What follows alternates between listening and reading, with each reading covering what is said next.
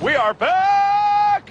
We are back! And we're the three best friends that anybody could have. We're the three best friends that anyone could have. We're the three best friends that anyone can have. And we'll never, ever, ever, ever, ever leave each other.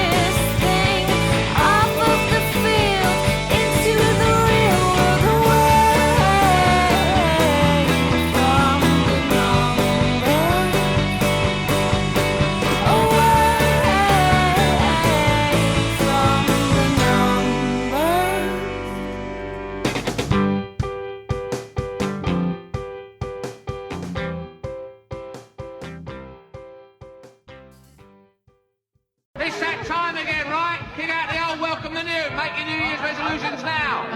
Go!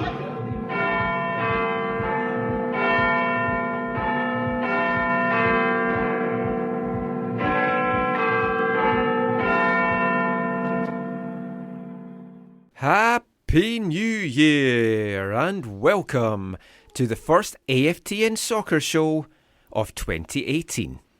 If you're listening to this show on the podcast, this is episode 238. I'm Michael McCall. I'm Steve Pender. And I'm Zachary Adam Eisenhammer. And we're going to cover a lot in the next hour and a half to 2 hours. But we're going to talk Whitecaps, we're going to talk MLS, we're going to look at the past, we're going to look into the future as well. And we're going to have Wavelength and a few other fun things thrown in as well. Lots of tweets from our listeners to go over. But let's kick things off with Whitecaps news. We're a Vancouver Whitecaps podcast after all, so may as well kick off with the big Whitecaps news of the week. Fairly quietish start to the new year, but the big news was the MLS schedule is out in full. The Whitecaps will be travelling the most miles of any team in MLS this season, 51,178. That's over 3,000 more than the next team, which is the Galaxy. Which is surprising that the Galaxy is traveling that much. And almost double what Toronto has to travel. Yeah, Toronto, 25,891, the least travelled. So the MLS Cup winners get the perk. I think, obviously, if we had won the MLS Cup, we would then also have just had to travel 25,000 miles. All these teams would have to come to meet us kind of halfway. Yeah. But it's nothing new for Vancouver, any sport, really. They always have to travel the most. Yeah, well, top 7 clubs, travel-wise, are all Western Division teams. Yeah. So that's an interesting kind of dynamic as well. Obviously, as more teams get added, we'll see what kind of I also noticed that the teams that have, some of the teams that have the least travel is teams like Atlanta, Chicago, Colorado, because they're hubs, basically, in America, so they can get direct flights, whereas other teams have to get connecting flights. Is that factored in? I don't know if that's factored into this, though. I think it makes a difference. I thought it makes a difference, but in this list. Maybe not. Maybe not. Yeah. Just actually measuring the distance. Totally a factor. Oh, but yeah, maybe they are. Yeah, but I mean, we've always known that we travel a lot. There's no way the MLSsoccer.com people were saying, okay, they have to connect here and there. No, they were just doing the differences. Well, maybe distances between cities. Maybe they didn't even do it. Maybe they got the teams to do it for them. Oh, and they got the information from them. Yeah, no, I don't think so. But some interesting fixtures. No Whitecaps games will be shown on US national TV. And they don't deserve it either. I'm talking about the US national TV. Oh, I thought you meant the Whitecaps. I'm talking about the audience. They don't deserve to watch the Whitecaps. They don't deserve to watch the Whitecaps. But it's just another thing that smacks of the Whitecaps feeling like we're an afterthought in this league. Yeah, but honestly, it doesn't make a difference too much to me. I mean, ultimately, I don't care. But that throws that open. Does anyone outside our market, outside our rivals, actually care about Vancouver? Do our rivals even care about Vancouver? Yeah, the rivals do care. But I think one thing you can talk about is the makeup of the squad and the quality or the style of play, right? I don't think any of those three things have U.S. national TV sponsors clamoring to show Vancouver. Yeah, if you have a top-tier designated player, you're getting on national TV, but they don't have one. We had Freddie F. and Montero last year, and it's not making the national team. The schedule.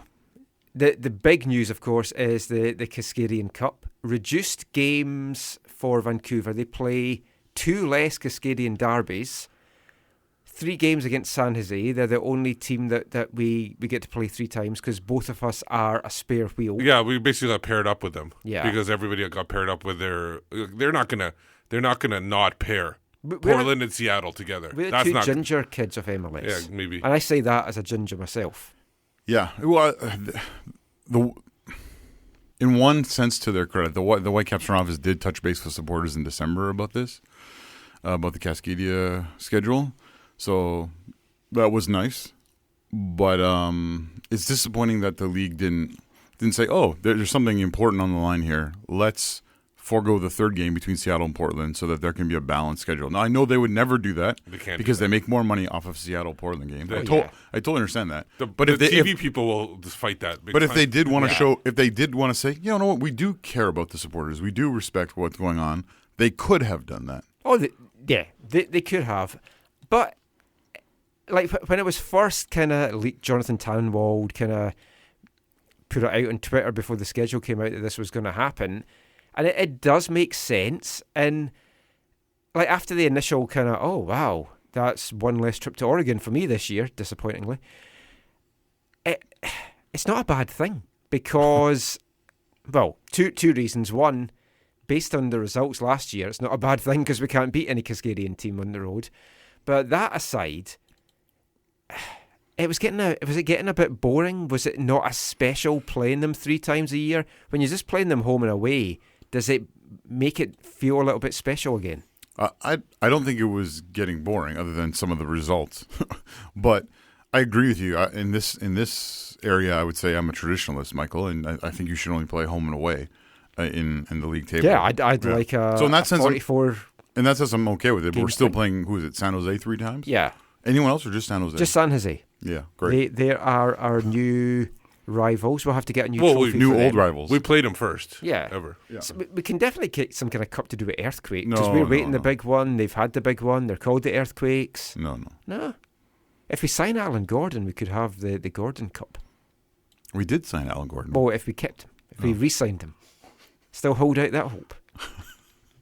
I don't think that's happening. I don't think Kai Kamara's here. I don't think they want Al Gordon. Yeah, well, I've got to be honest. The schedule came out, and I didn't really find it very exciting, very riveting. It did not get my juices flowing on the couch.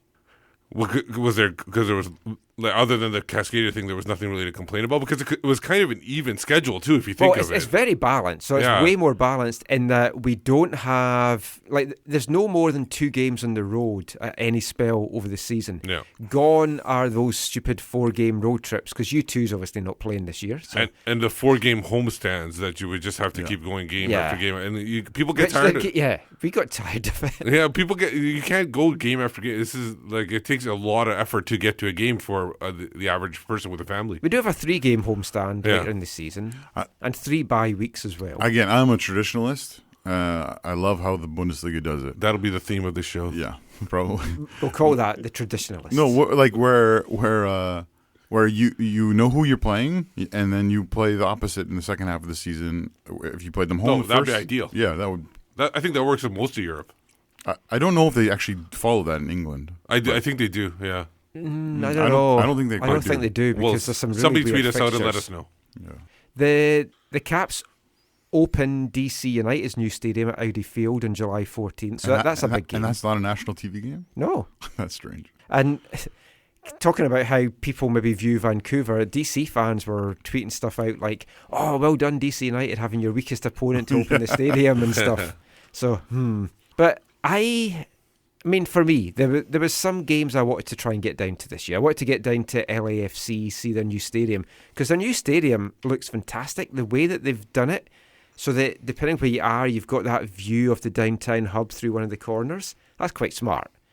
I want to go and see San Jose's new stadium. I never made it. Oh, you haven't down. been? No. Oh. I've been to Buckshaw a couple of times, which I liked Buckshaw, but I was there once, but not for. It was for when they. It was a earthquake's hammering of Chivas. Yeah, it was not a great football stadium. But I've not seen the new one, so I was hoping to kind of do a nice little road trip down there, get to Pacific Grove, little place I like in California, just outside of Monterey. But that game's in August. Yeah, it's gonna be hot. You've got Portland like in the heat. August. Yeah, you don't like the heat. I don't like the heat. July for the Sounders. Too much? Too crap for me. It's like more expensive. We like to go away when it's cheap, obviously, being Scottish. I like my cheap Have you been to Salt places. Lake? I've been to Salt Lake in okay. 2011. Oh, wow. Yeah. In May. April. There's a game in Salt Lake in April. Yeah. It'll be nice and cold. Do you not remember Salt Lake in April last year? I didn't go last year. I went the 2 years before that. It was nice and crisp in April. Yeah, well, who knows what that's going to be like. So we'll go over some tweets that some of the listeners sent just about the schedule. Jake Nemec at J Nemec, he's going to be at both the Cascadia away and LAFC away matches this season, and he can't wait, so enjoy those. Chris Corrigan's also hoping to do the 2 Cascadia games. I mean, I'll do the 2, even though they're in the summer, but I might just not have a big holiday over the course of it. But Chris is also hoping to get to Toronto, which is in October, which seemed a little bit weird. It depends on flight deals for him, and he's keeping his eyes on the California fixtures as well. Toronto in October might appeal, but obviously I'd do the commentary for UBC, so it kind of depends how that all goes. But why would you want to go to Toronto? Would you want to spend that money on a flight for a cup match? Will we be in the final? Maybe it means to buy a cup match. Yeah, I mean, we've got June, maybe. Get to Niagara Falls in June. Go to see Marineland, if that's still a thing. Is that still a thing? I think it's still there. I think they lost the Dolphins and all that. Oh, cause I just remember the first time Everyone I went there. Yeah, Marine that was Land. on constantly on the TV. Yeah. It was like in my head. It's like, I've been there when I was younger. Hey, I liked it. I liked Toronto. I like Niagara Falls. That's Niagara Falls. It's not Toronto. That's like saying Hope. Hope is Vancouver. Thunder Bay as well, like that. All really close together. Maybe I'll do a little walk. The Derby. Yeah. Rena at Beryl the One Pearl says, I'm happy to be using the away game at Colorado this year as an excuse to visit Denver and the surrounding area. Expecting the Caps to step up their game for that one. Yeah, I was looking at that one too because I've never been there. I've only flown through Denver as like a hub and spent like an hour there or something. It's very high. Well, in altitude. They have legalised pot. No, I meant altitude. And of course, we have a game on Canada Day. It's the legalised pot derby on July 1st. Yeah. So that'll be fun for everyone, I'm sure. No, I know. Don't sell me on that. Murray Dillon says, if the Caps make a clean sweep of their Cascadia matches, then the 3 fixtures between the Flounders and the Fallen Trees are moot. He's just making that point. So let's hope for that. Tracy James Clark, any word on Nosa? Maybe going forward, abilities and central midfield are kind of missing. We haven't heard any more about Nosa. Nope. But that's not about the schedule. No. Oh, we're breaking from the schedule. Yeah, I just put that in the wrong section. But there we go. But let's talk about Nosa. Yeah, we haven't heard any more about it, but I do believe that they are still interested in possibly re-signing him. He hasn't joined anyone else. And I do feel we still kind of need him, but maybe they're kind of just seeing what maybe happens with Laba, because they haven't closed that. But I don't know if you want to be waiting to see on Laba because Nosa is a very good central midfielder. I'd rather have Nosa than Laba. I think we've discussed that a lot. Maybe the deal's just in place and they just haven't had a chance to announce it. Well, maybe they're trying to spread the good news. Spread the good news, exactly. Still 2 months to go. Yeah, we don't know more about this, right? No. Unless you do. I haven't talked to anyone. And the last tweet, Rick Halland, Hala777. I'd love to go on a big road trip with the Caps, but I'm not going to the US until the goofball is out of the White House. As David Bowie said, I'm afraid of Americans. But he does hope to make it to Toronto or maybe Montreal for the V Cup. And I know a lot of the Whitecaps fans still won't travel to the US. No. And, I mean, you can see both sides of that. You do have to think that a lot of our rivals that we're playing, they're in like-minded states. So, I mean, it's that kind of... I'm hoping to get down to San Diego. Now, the Whitecaps won't be there, but I'm hoping to get down to San Diego. Maybe we'll catch them at the same time with LA. I've been there once. Maybe when LA's in, they're visiting LA, I can take the train up to LA. We should have Take the train? Yeah. Do you see... From San Diego to LA. Oh, okay. There's a nice train from LA. It's on the coast. I thought you meant from here. Oh, yeah, from here. No, That I'd fly terrible it. train accident they had on their first attempt at a high speed. Yeah. That was No, I had much tragic. more about that, actually. It's like Tragic. Yeah, that was unbelievable. Especially because we drive up and down the I-5 so much, so you know that stretch and you know everything. It's just, it really hits home. So our thoughts with everyone there. Back to some Whitecaps stuff. There's been a little bit more update on Jordi Reyna. He hopes to rejoin the team within 2 weeks, is what he's been telling everyone. And that's when everybody gets together anyway, so it's not anything different. It looks like the police are not laying any charges in the death of the young volleyball player. They're saying it was natural causes, heart attack. And Jordi Reyna gave a big press conference this week. Yeah. Lots of media there. He said he wanted to clear the air. He wanted to get everything out there because he felt he'd been misrepresented in the media. Wanted to just let everyone know that he had nothing to do with it. He said there was about 10 people in the apartment at the time and that the Caps have been very supportive of him. And it looks like he's going to be back within 2 weeks. So that's great. Great for the Whitecaps. Not probably great for the girl's family because I don't really think there's any closure there. Yeah. The dad did talk about getting the body exhumed and doing a new post-mortem. So who knows what's going to happen with that. But it looks like Jordi is in the clear. Not that we thought anything otherwise. And he will be a Whitecap next season, which from a Whitecaps point of view is fantastic. We so need him in this team. A couple of guys, though, that won't be in the team next year. Sam Adekugbe. It looked like he was going to be in Sweden. Yeah. He's going to another Scandinavian country. Yeah, he's going to become a Viking.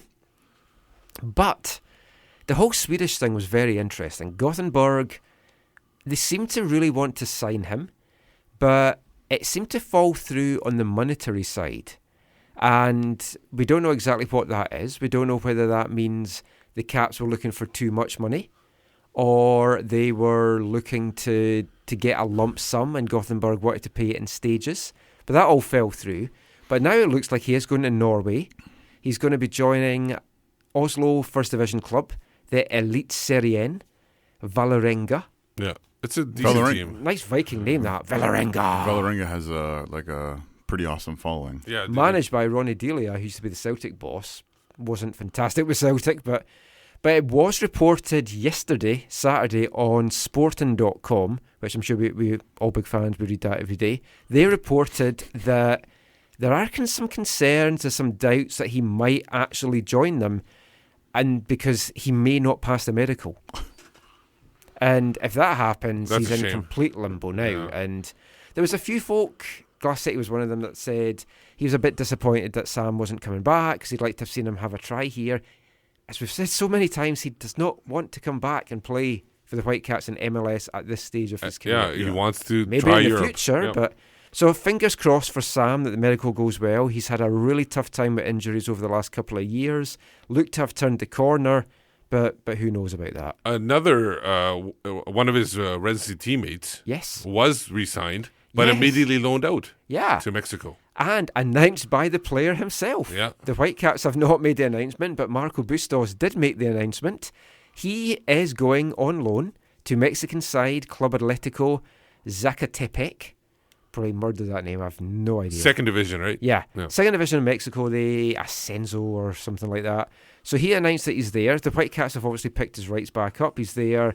One of the reports I read said the deal's only until June. Okay. And then they'll kind of review stuff. Review it, yeah. It's great for him. The coach seemed very impressed by him. Yeah, he deserves to be playing. He needs to be tested at a higher level. He deserves to be Fresno wasn't going to be doing that. He deserves to be playing in the position he's supposed to play, by the way, Yes, too. that as well. That's number Let's one. hope we see him as an attacking midfielder. Yeah. Don't want to see him as a winger. No. Please do not play him as a winger.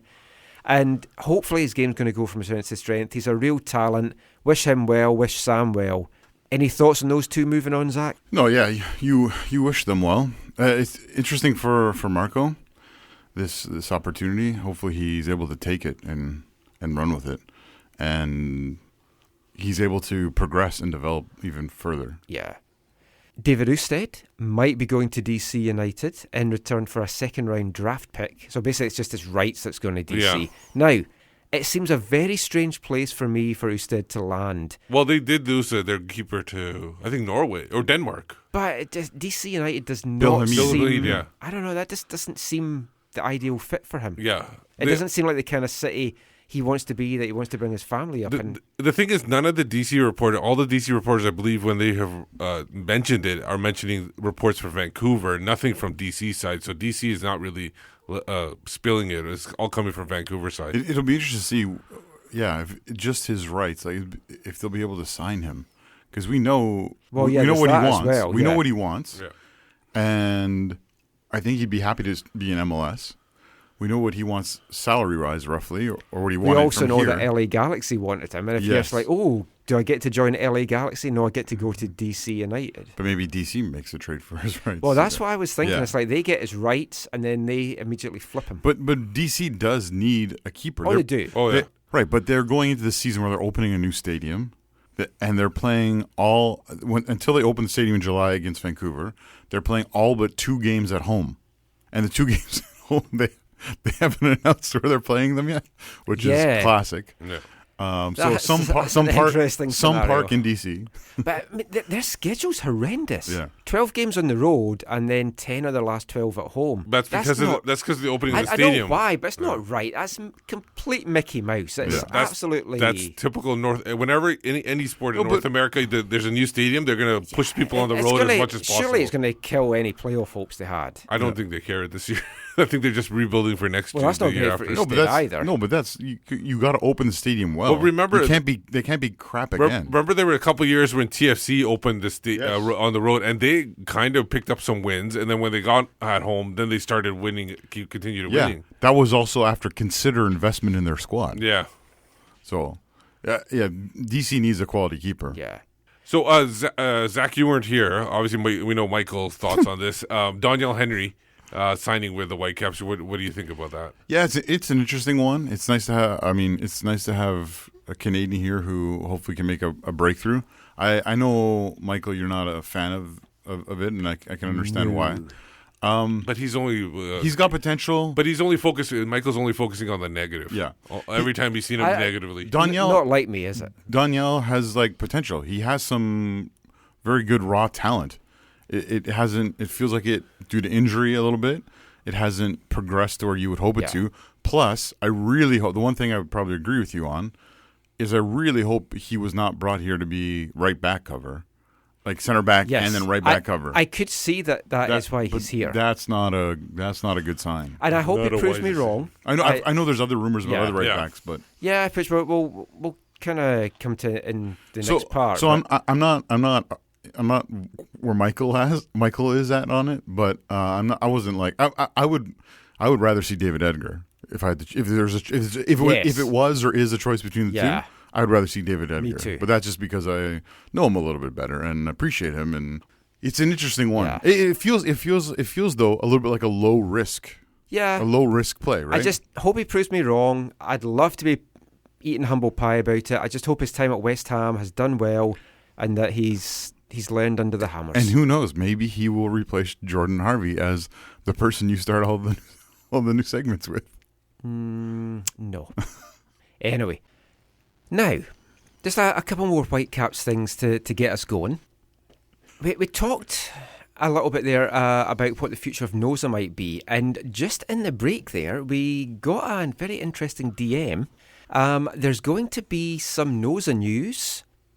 Not sure if it's good news or bad news, but there's going to be some Nosa news probably Monday or Tuesday by the looks of it. So either if it happens Monday, you'll be listening to it this afterwards? Yes. Folk are going to think I've sliced this in. Yeah. But that'd be interesting. I'd like to see him back. He was one of the better players in the end run. We waited so many weeks to see the guy. And then something you asked me during the break as well about Bola. Not really heard much about him at all. I think they'll bring him back. I think they're just trying to play hardball to try and get him down on a lower contract. Not like the Whitecaps to try and go cheap on anyone, of course. I don't want to suggest that for him. You can't use the word cheap, Michael. Come on. Sorry. And then with Nosa, though, it'll be interesting to.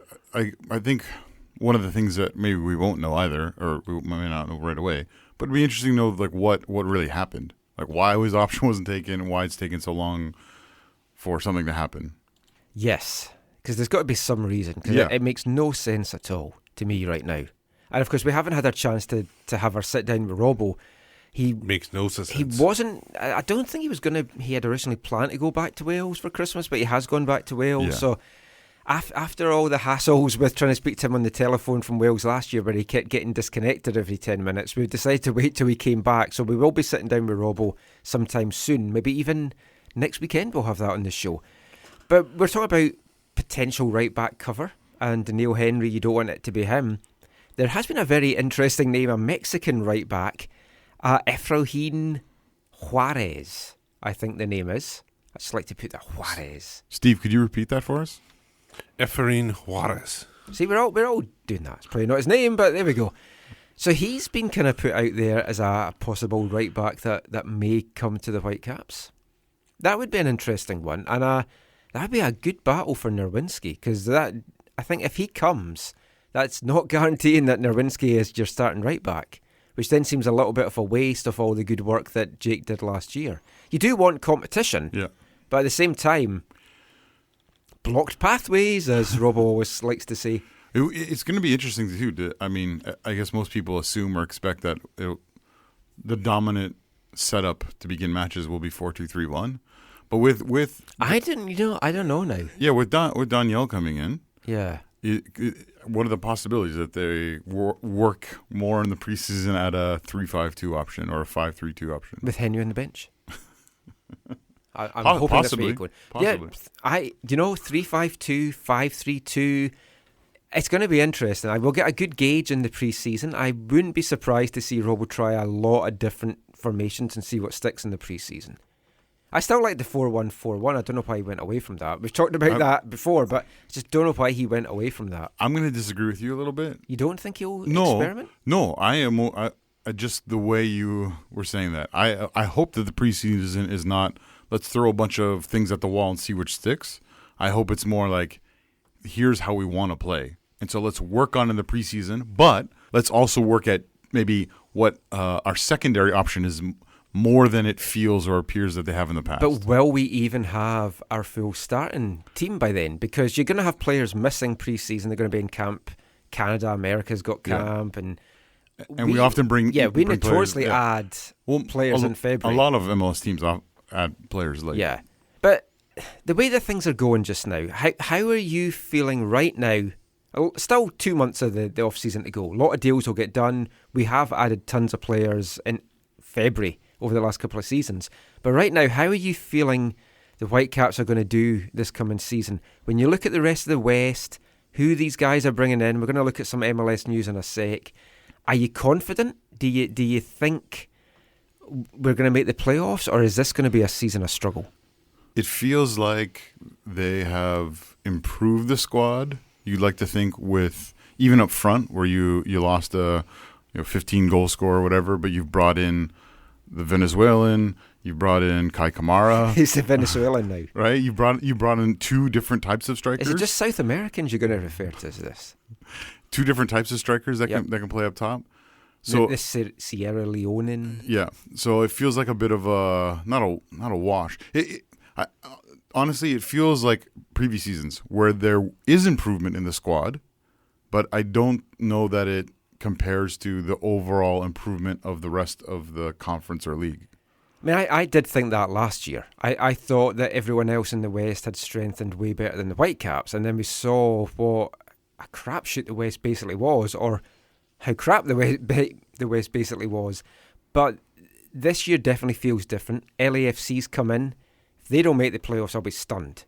So that takes up one of those spots. LA Galaxy cannot be as bad as they were last year. I don't know. They signed some guys in the last week or so that you're like, really? You're bringing back Ashley Cole again? Yeah, that was a shocker. I was surprised about that. Baggio Husidic is going for another roll of the dice there too. I mean, LAFC's definitely been the better of the two teams so far in bringing folk in. But you just have to feel that with that pressure of a new team in the city, how bad they've done. But the Galaxy's problem is they're so hamstrung, or I guess there's new influx of TAM, but they were so hamstrung by how the squad was built in the past under Bruce Arena Yeah. that really they're limited in what they can do. So the new TAM money, they're going to need to use it to do any kind of meaningful changes. And it doesn't feel super I meaningful remember yet. they finished, I don't know if you mentioned this, they finished at the bottom, and you get more TAM when you finish at the bottom, too. Yeah. So in addition to everything But else. not you as get- much as a first-year team like No, LAFC. LAFC definitely gets more. But in John Thornton's at LAFC, will they be hamstrung? I was waiting for you to say. I threw that out on Twitter today just to get the gauge right now of fans. And as we say, long way to go, so don't get too caught up in this. But just some of the tweets. Ryan McLeod at CTV Ryan, he says that he thinks they still have a chance of the playoffs in the West, but it's going to be a grind. It does feel like it's going to be a hard slog. G Wolf _sports, last year's biggest weakness for him was in the midfield, so it depends on if they can actually address that. If Noza and Laba both go and no new midfielders come in, he doesn't see the playoffs happening. The wings are also looking a little bit threadbare. Centre of the park is definitely a worry for me right now. Reina was great, and we hope that he is going to kind of keep creating, but he isn't that number 10. He's not the kind of... We need this creative number 10. There were some rumours as well that Pedro was still getting linked with coming back to the Whitecaps. That's not going to happen. Let's hope that is not the case. Can I read the next one? Yeah. So Murray D. Lynn says, the way the team is setting up, I am dreading a season of kick and chase, hit and hope football. The team hasn't addressed the distressing gap in central midfield. The re-signing of Chani and not Igabor signaled that if this is the approach, it could be a struggle. And that's all they said, nothing else. Yeah, I'm sure of that. Yes, he did also add that we need to have Freddie Montero back.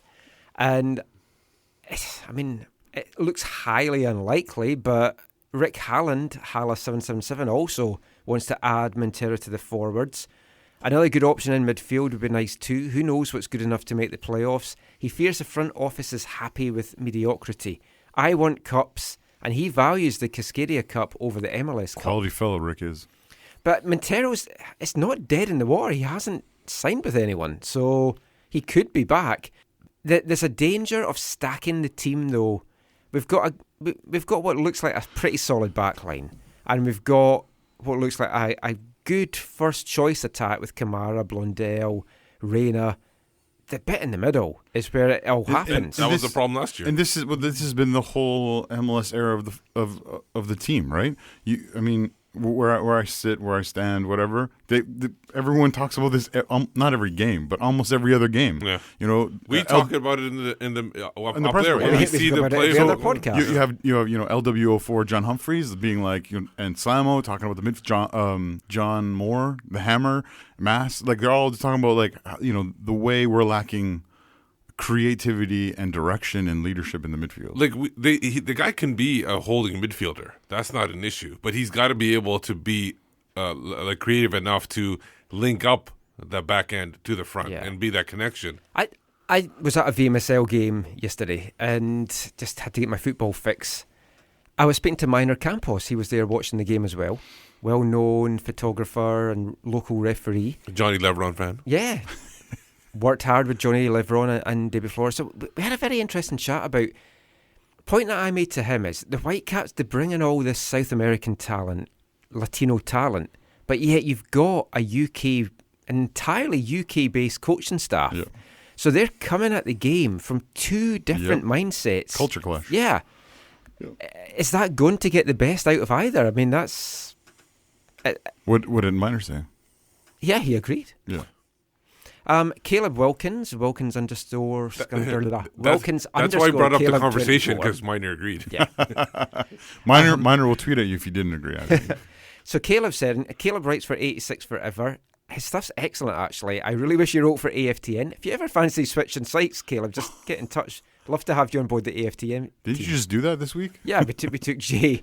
Caleb is fairly confident.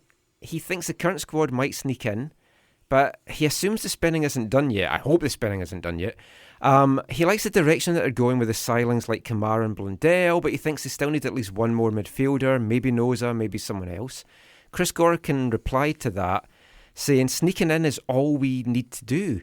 If the real goal is to try and win the MLS Cup. Bobby Lenarduzzi said earlier this week that that's all he was after, like just getting into the playoffs, and then he wants to win the MLS Cup.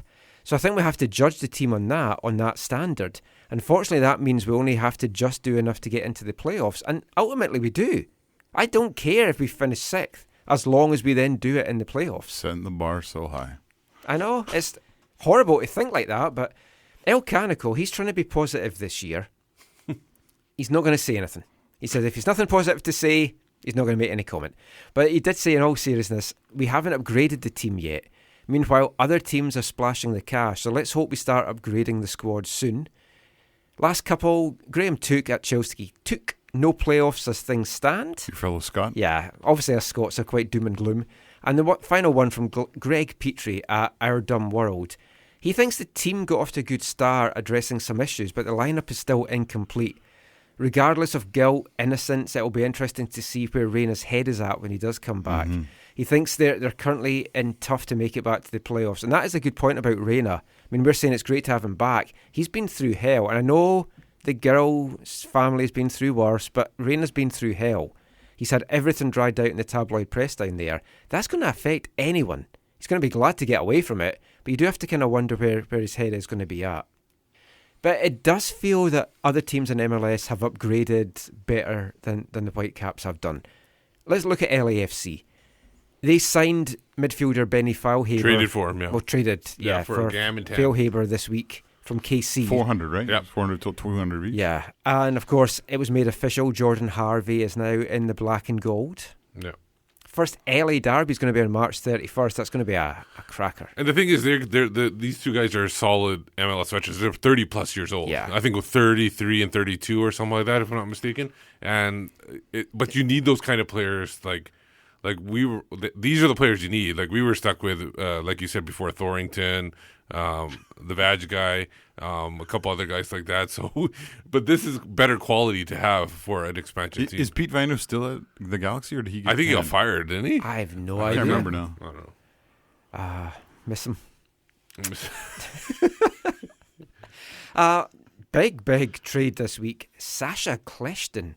Won't have to deal with Joey Altidore. No. Well, at least in New York, you won't have to deal with him. Well, yeah. Trade to Orlando for $150K in TAM, plus Carlos Rivas and Tommy Redding.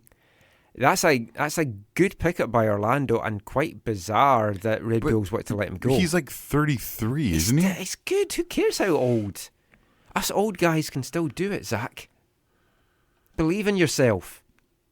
I still hope to play for TSS Rovers this season. I'm going to go to the open tryouts. Yeah. Well, Just as a defender, right? Well, they don't seem to like defenders, so I don't think there's any need for that. There's a rumor also this week that came out from the crew. Yes. That not only are the crew moving, there could be a couple of players wanting to move out of This would be Columbus. massive. Well, I think they're wanting to move because they wanted something established instead of wondering if they're going to be in Columbus or wanting to be in Austin. Ola Kamara, Justin Meram. I tweeted out, I would smash the Whitecaps front office piggy bank to smithereens to get Ola Kamara here. Yeah, and You just want Kamara and Well, Kamara. the players, K&K. the players you put CAC. the players you put in the deal are not going to happen. The players you had in your tweet. Yeah, I was prepared to give up Henry, Shea, Mosqueda, and Hurtado. It breaks my heart to lose all those guys, but the crew, I feel, deserve some good news, and getting those guys. I just don't think that's going to happen. I think that they're not really looking to add Shea. It would really add new meaning to Save the Crew hashtag. I think with the owner who he is, I think he's looking for money. And Yes. you'll have to send money over. Yeah. Justin Meram would be a good fit here. Yeah. He kind of fits in Robbo's style. I know you like Kamara more, Yeah. but I think Justin Meram could really make a big impact here. Like bigger impact than Kamara. I know Kamara's a goal scorer, but Justin Meram is the guy you kind of need. Yeah, but the Whitecaps have been Kamara did an interview with him, so Oh, yeah, I'm that's always, right. I'm I always, forgot about that. that always wins me over when the guys speak to me. Yeah, but Kamara is rumoured to be possibly going to the Galaxy, so that would be a good one for the Galaxy, and not good for the Whitecaps, unfortunately. They need someone like him. Yeah. And he's been great in his 2 seasons here. Second season showed the first one wasn't a fluke. He's a talented guy, got back into the Norwegian national team setup. So, I mean, yeah, having Kamara and Kamara strike force would be fantastic here. Not going to happen. Some homegrown news. Everyone seems to be adding homegrowns. Dallas added their 19th homegrown player, Brandon Servania. New York Red Bull as well. They added another one, Kevin Politz. Now, for all the Caps talk about homegrowns and stuff, actions definitely seem to speak louder than words. We've had a Davey Norman Jr., but the whole Fresno thing's a mess. Guys just have not wanted to go to Fresno. They're looking to go elsewhere. So far, they've only announced 3 players Can you blame them? No, I can't blame them in the slightest. It's hopefully going to mean TSS Rovers are going to have the best PDL squad going next season. But yeah, it's pretty disappointing. New kits have been revealed all over the board. I've heard a rumour that the new Caps kit could be dark charcoal. That's interesting. I wouldn't mind that. Not black? What's it? Dark grey? Well, it could be dark grey, black. It depends. The person that told me, they saw it in a dark room. But they said to me it was dark charcoal. And I think it's time now for Wavelength. Now, when we did the Christmas show, I talked about Slade and the big Christmas hit that everyone knows in the UK. And nobody here had heard of Slade, which stunned me. So we're going back to 1978 for this episode of Wavelength. And we're going back to Slade with the only football song that they've done. It's a glam rock number, released only as a single, and this is Give Us a Goal.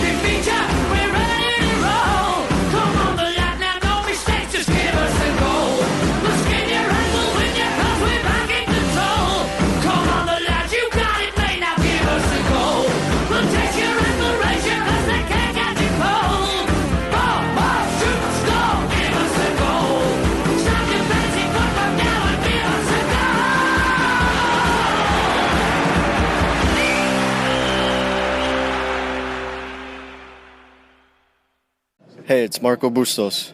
You're listening to the AFTN Soccer Show. So we thought we'll get back to some trivia, because the trivia section we played the last time that Zach was on the show. Fortunately, Zach's missed it the last couple of shows, so we couldn't do the second part of this. But there's a lot at stake, and it's time for some questions and answers. Questions and answers, honesty lies. Wow.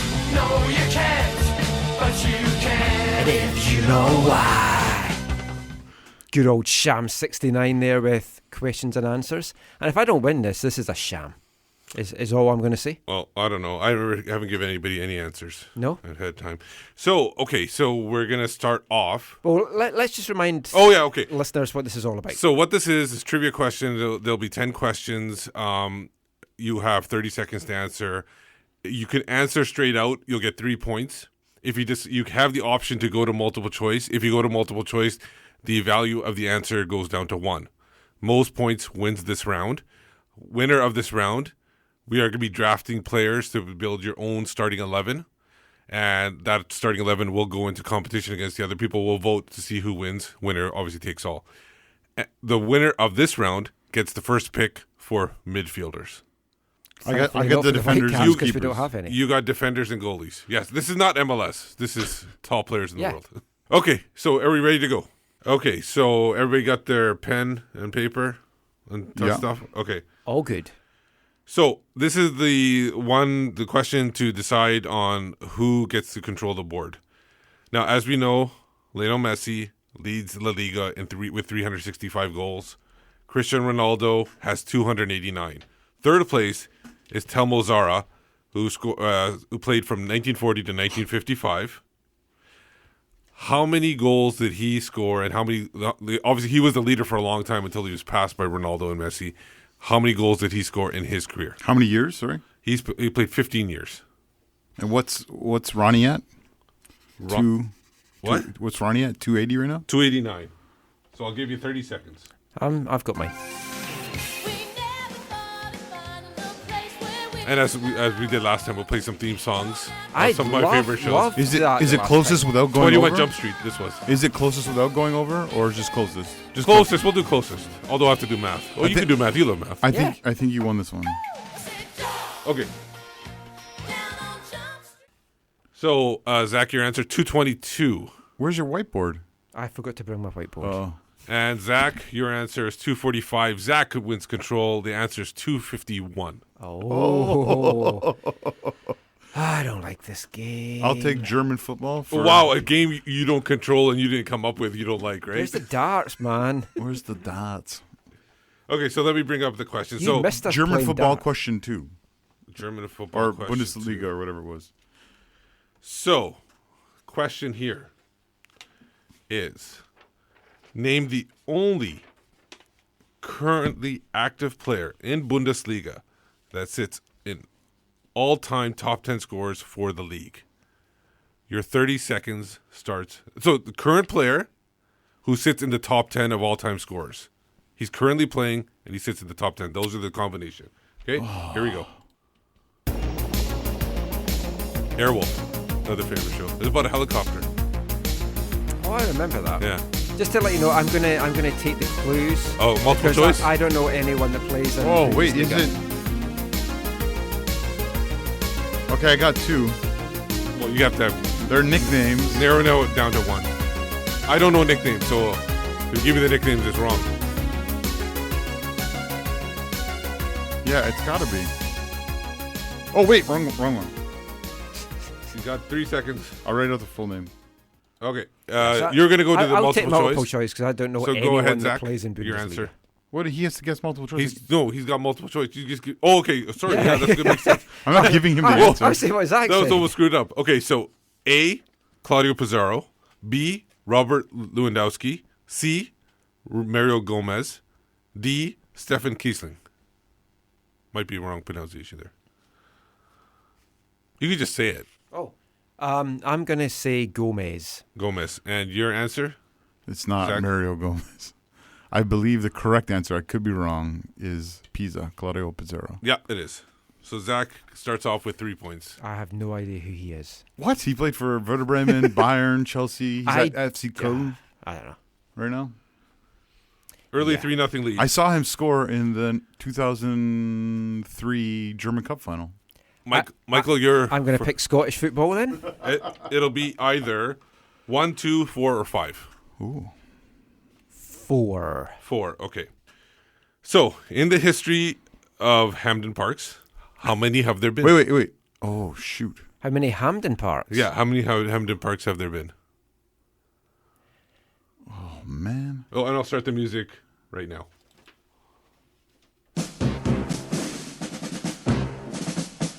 Is 18? Yeah.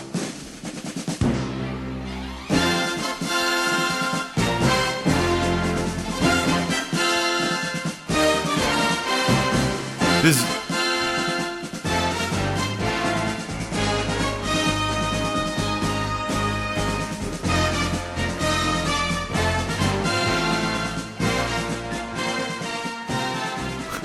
I can see through your paper. A quick question for you, Steve. Does this include like being rebuilt on the same site? Yeah, that's what I was going to ask. Yeah, exactly. Oh. How many like Okay, versions of Hampden Park? I was going to go. There's one because they just renovated it. How many versions of Hampden Park have there been? Like, there's locations basically. There was different locations. Well, because they've renovated the current one for sure. No, I'm not talking about renovation. I'm talking about different locations. Different locations yeah. of Hampden Park. Yeah, maybe I should have said that. Yeah, locations is different. I want to change my answer. Okay, I'll give you 10 seconds or more. Okay, I've got an answer. Okay, I'll play A-Team again. Everybody loves that, anyways.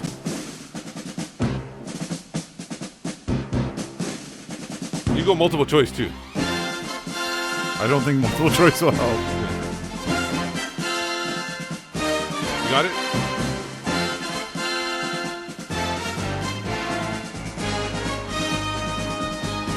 Okay, here we go. Okay, I've gone with 3. 3? Oh, I had 3 and I changed it to 2.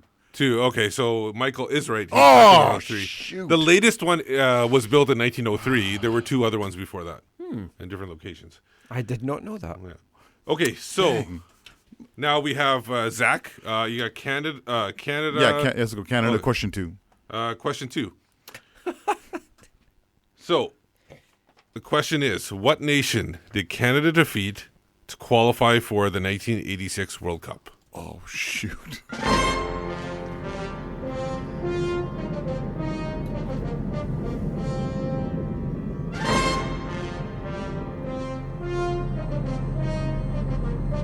Battlestar Galactica, by the way. I can see the game. I just can't.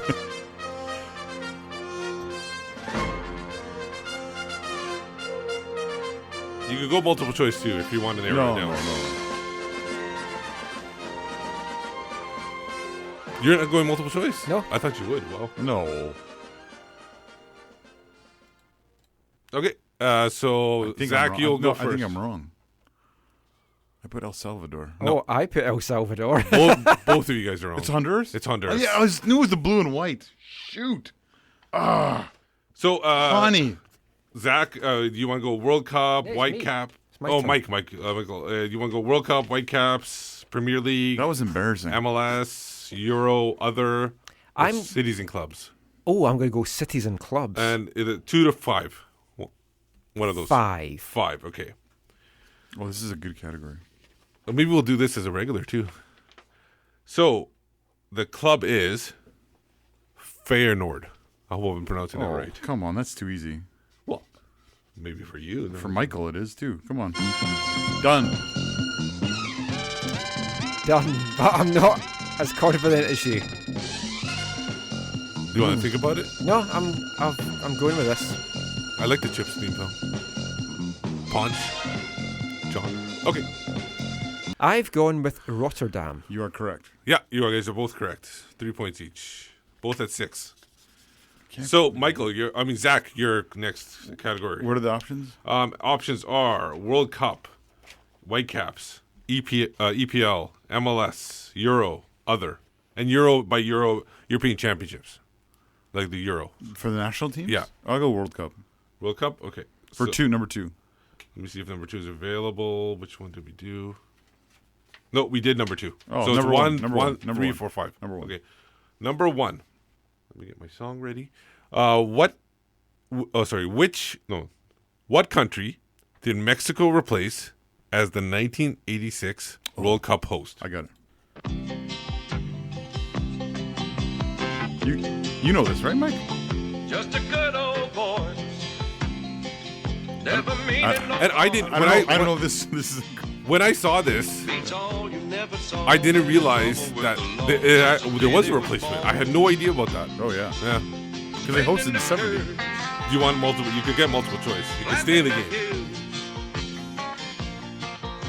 Someday the mountain might get 'em, but the law never will. I'm pretty sure. I'm know this. pretty sure it was a South American country. but I'll go multiple choice. Okay, so multiple choice options are A, Uruguay, B, Chile, C, Colombia, or D, Japan. Colombia. Okay. You said? I concur. Colombia. Both you guys are right. 3 I knew it was a South American country. I thought it was Ecuador or Venezuela or some. I can't believe we didn't get Honduras. So 9-7. Okay, so I think it is Michael's.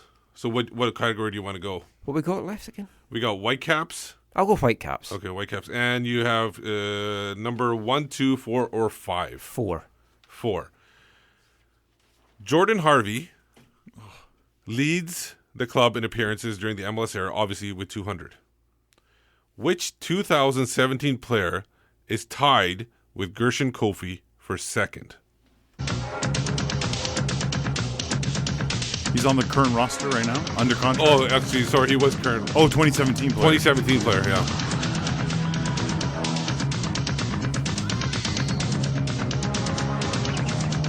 I think I'm wrong. This is appearance only for Vancouver. Yeah, Vancouver.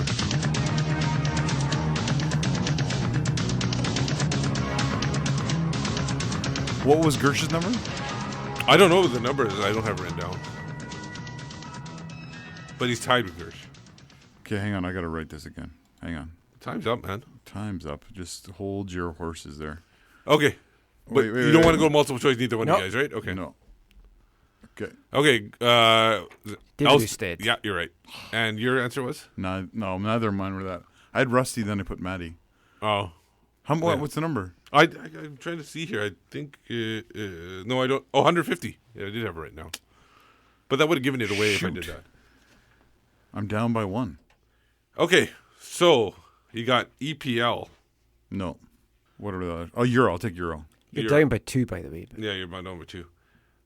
Euro, 2, 4, 3, 4, 5. Wait, you what? Down by 2? Yeah, he's got 10. You were ahead He's by... got 10 points, and you got 9. Actually, you're down by 1. Yeah, I'm down by 1. Yeah.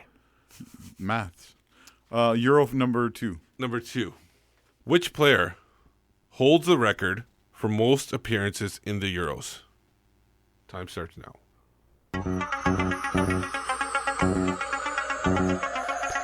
So which player holds the record for most appearances in the Euros?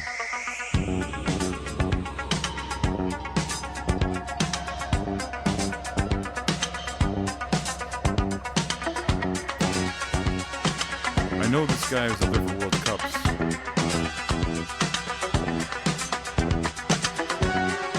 Obviously, you want to look at somebody who's played for his national team at a young age. Oh, and continues to play for them. He missed that tournament though. Oh, I'm gonna guess. Yeah, I'm going to guess as well.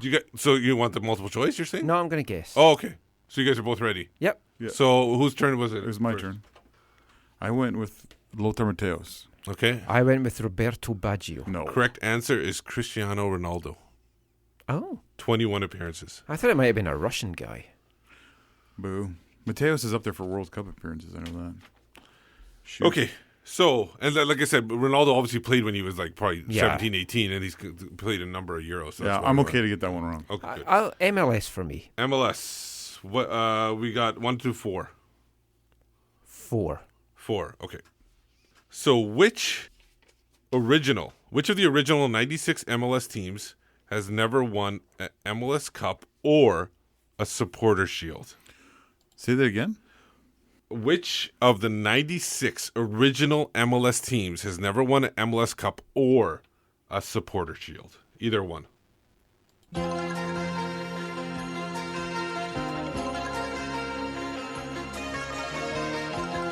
And you can go multiple choice, like I said.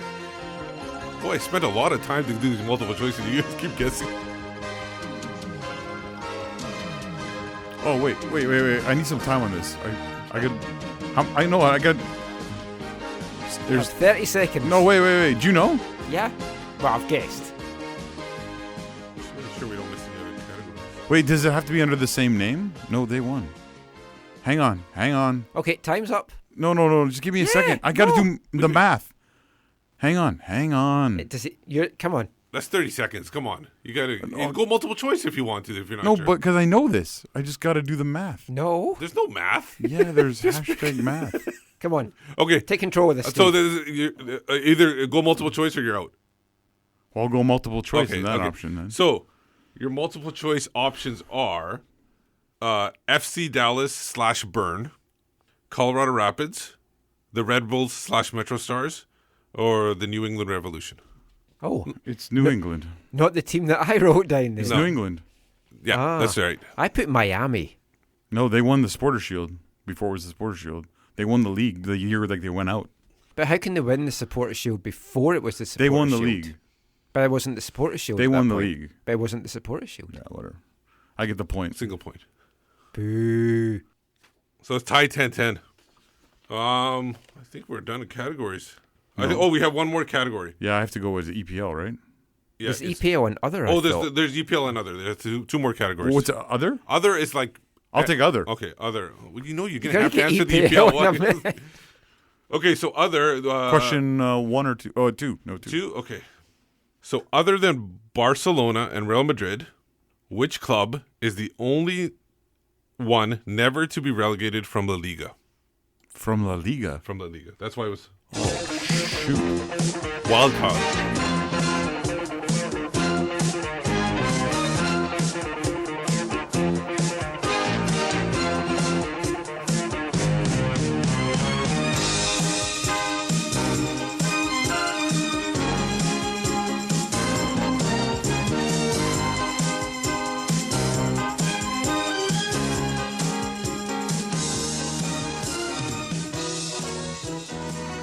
Educated guess, Michael? Or I educated guess. yeah. Oh no, you have to say first. Oh, I have no idea for sure. I just went with Valencia. What? Valencia. Oh, Valencia. Okay. Yeah, that sounds good. And I d- went with Real Sociedad. No. Neither one of you guys are right. It's close. Athletic Bilbao. Oh, that's Bilbao. Bilbao. So, Okay, I will finish then with EPL. EPL. And we're tied at 10? 10 out of 10. What happens if it finishes as a tie? Boy, I don't We know. do a bonus. Oh no, I won. I won the. Oh no, that's different. So, EPL, what number do you want? 3. Where the hell is he? Oh, there it is. Okay. So, of the top 10 all-time EPL scorers post 92, who has the best goals per appearance ratio? Baby, if you've ever wondered whatever became of me, I'm living on the air in Cincinnati, WKRP. Got kind of tired of packing and unpacking, town to town, 10 seconds. up and down the dial. You can go multiple choice. Baby, you and me were never meant Okay, so to it's be. his question. Just maybe think of me So once does in he a have to tell me if he's going multiple choice first, right? No. You guys can say whatever you want. I'm going to answer. Okay, then I'll answer too. Okay. I've changed my answer Oh, and I'm no. going to kick myself if it's the first one I've put. You're So gonna get right. You're gonna I've get gone with Michael Owen because he was always Yeah. injured. right. Is he top 10 though? Yeah. My first answer was Andy Cole. Oh, that's the next one. And yours is? I went with the man who had an interesting tweet this last week, Alan Shearer. Neither one of you guys are right. Wait, should we go? Wait. Both of his answers are wrong? Yeah, both of them are wrong. Should we go again to get the tiebreaker? How are we going to do this? Well, give us the multiple choice then, and we can both write multiple choice. And if one of us okay, gets fine. that right, Okay, so multiple choice. You'll find the Okay, the problem is this. It's all our guys? Actually, no. The problem is that you guess the 3 people that were multiple choice. Okay, I have an extra question in other. okay, Because let's I think go we, with that. I think we skipped Other one last time? other. The Yeah, we first didn't time. do it. We only did 9 rounds Yeah, we last did, week, yeah. so I unfairly lost. So we have to do a recount. So, Michael, because you were cheated, obviously. Yeah, not that I'm competitive. You can pick 1, 3, 4, 5. Wait. Why does he go? I won the. No, It's my turn. because we didn't do it last week. So 3. 3. Okay. The only club to have played every season in Serie A. Oh, man. I can't believe it myself. Suddenly I'm up on top of the world. It should have been somebody else.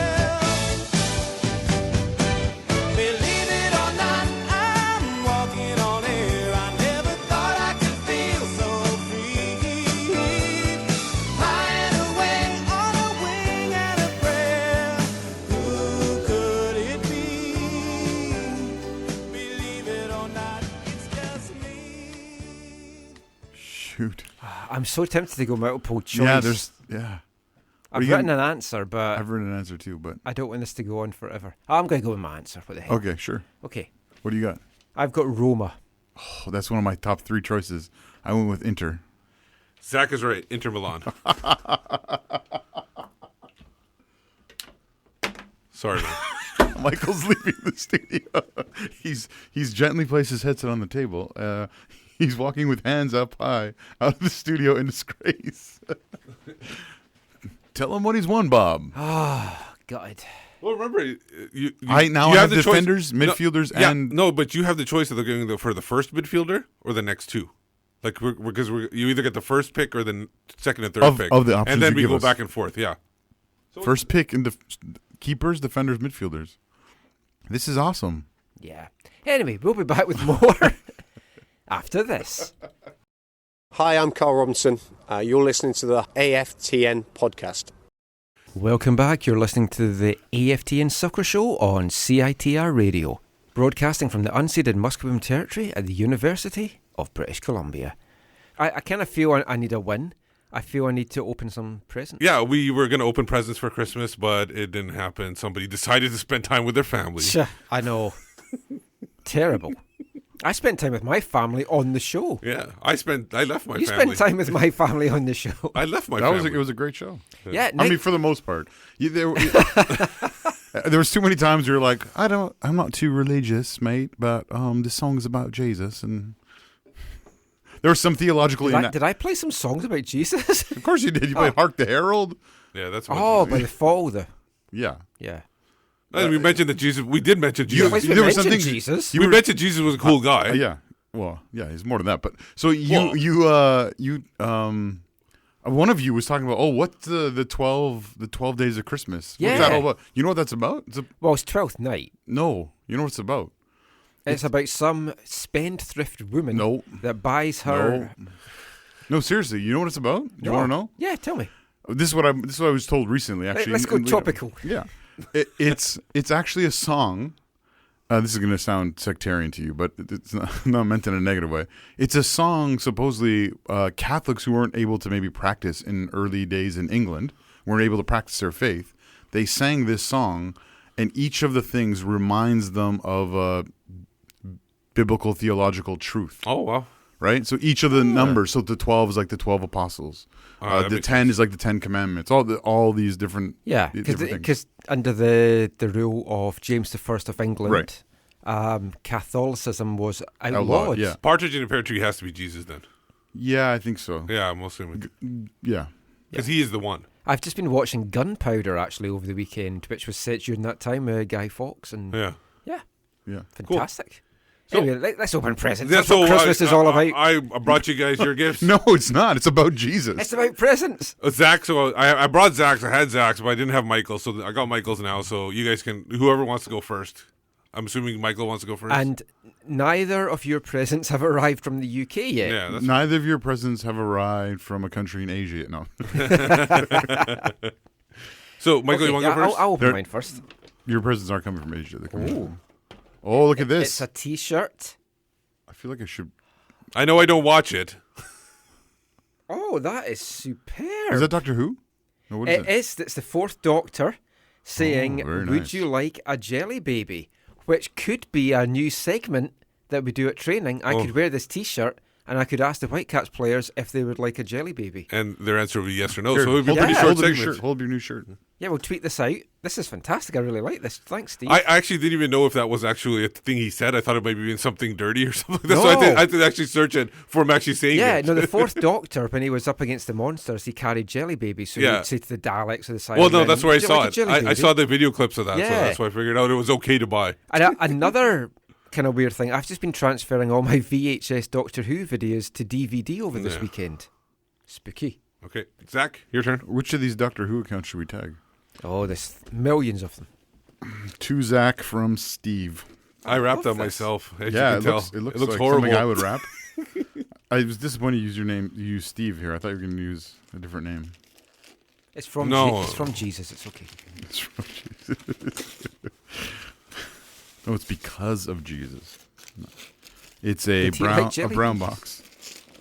Is it a mug inside? Is that what's in there? Possibly. Feels like it could be a mug. How could you guess How that? could you from tell a that? Yeah. From a square box. I'm the present whisperer. You Well, shake also it and- says fragile on it, so we don't want to shake it too much. Where's the fragile? Oh, there. The I bit- didn't see The that. bit that's on the opposite side from you as you shake the box. I hope it's a Doctor Who cup. Oh, that is tremendous. Doctor Who cup. I'm joking. I thought we were buying football presents Yeah. for each other, so Oh, I'm not going to do that. you guys might be disappointed then. Oh, with it your is a presents. cup. Oh, Hey, Marvel. Nice. hey, And as a Hang Whitecaps fan, you're not used to having cups. And Jesus. Oh, man. What? Let's see. It's Jesus sitting amongst Spider-Man, Batman, Iron Man, Captain America, Hulk. Is that Flash? Flash and Superman? And Jesus is saying to all of them, and that's how I saved the world. I hope you like it. It's not meant as a joke. I meant it as a earnest gift, a proper gift. That is pretty awesome, dude. Thank you. Because I know how much you like Marvel, and obviously Yeah. there's no counting on how much you love Jesus. Yes. That's awesome. He has songs about him. Yeah. Seriously, which of those should we click? Online? Yeah, Doctor Who online. Okay. Well, fantastic. Okay, so So- next segment. Yeah. We're looking into the future. We're looking into the future. We're looking into the future. Well, since we're talking about presents, now, when I was a lad, something that I used to get all the time in my stocking was a football annual. And I don't know how big they were over here. Like, did you guys have, like, football annuals? I know things would like say Shoot Magazine was sold here. well, we but I would don't know. we mostly get hockey stuff. They wouldn't. You wouldn't be. It would be very hard to find a soccer annual or football annual. Well, obviously, because I'm going through a midlife crisis, Yeah. The book which I've given you as your Christmas present about football comic book heroes, a lot of them feature in these annuals. So that after reading that book, I mentioned in the last show that I had then gone on eBay and rebought all the books that I had when I was a kid. So I've brought one of them along with me, the Score Annual from 1981, and I'll just kind of have to just show this picture, which is always good. Look at that. Scotland and Wales, but do you recognise that Welsh kit? Not really. Wait, where are we? Where's the Wales? Oh, that doesn't look like Wales. It looks like Belgium. It does. from But here. how? When did this come out? 81. I was 5 81. years old, so I But don't think I remember This that one. is the Welsh kit, which the Whitecaps had the same kit in 1977. Wow. They played in this kit, and now we've got a Welshman as manager. That isn't why I brought the book along with me. There was a segment in it that I was sitting in the toilet one day reading this, and I thought this would make a great segment for the podcast because You get the best reading on there. yeah, well, most of the stuff I come up with for the show is either in the toilet or in the shower. So this is a section called Soccer 2000. In the year 2000. I was going to have that as the intro to this segment, but I didn't have time to put it together. So this was Score Annual from 1981, which comes out in 1980, looking at what they think soccer was going to be like in the year 2000, 20 years into the future. So just to go over a couple of little bits of it. Starts off by saying, the young fan said goodbye to his mother and hopped on the air-conditioned bus for the stadium. Goodfield was one of the most modern grounds in the league since Everton and Liverpool joined forces in 1992. Oh, wow. The new multi-purpose stadium, built by the City Council, had seen some epic European League games. The Merseyside derby matches of yesteryear were exciting, but football, like everything else, had to live with the times.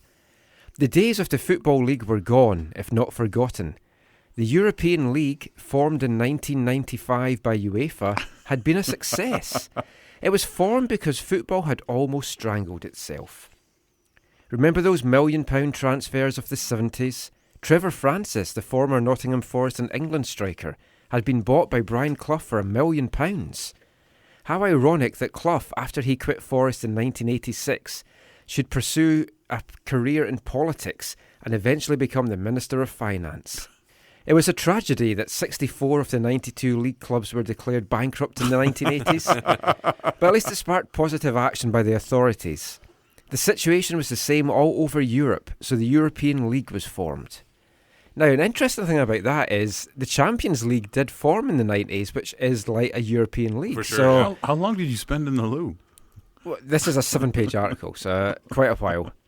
Very perceptive of this, and it's an interesting article because a lot of the stuff in it did kind of happen in some shapes or forms. So obviously, Everton and Liverpool did not merge, but we did have... They almost had to do a ground share. Yeah, but we did have the Champions League. So, just read a little bit more. 20 of the top clubs in the continent play each other on a home and away basis, and at the end of the year, the true champions of Europe are crowned.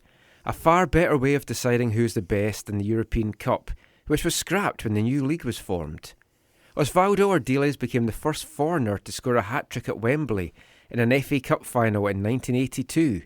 Spurs, of course, now have two 19-year-olds on their books, including Juan Kempes, the father of Mario, who did well in the 1978 World Cup. But they did end up with two Argentines because they had Ricky Villa as well, who did go and they did play at Wembley. So again, spooky stuff here. Now we have matches like Liverpool against Madrid and Manchester versus Milan. No city can have more than one club. And when the Giants joined forces, some truly great sides were formed. Now, could you see that happening? We're going to talk about what we can see 20 years from now.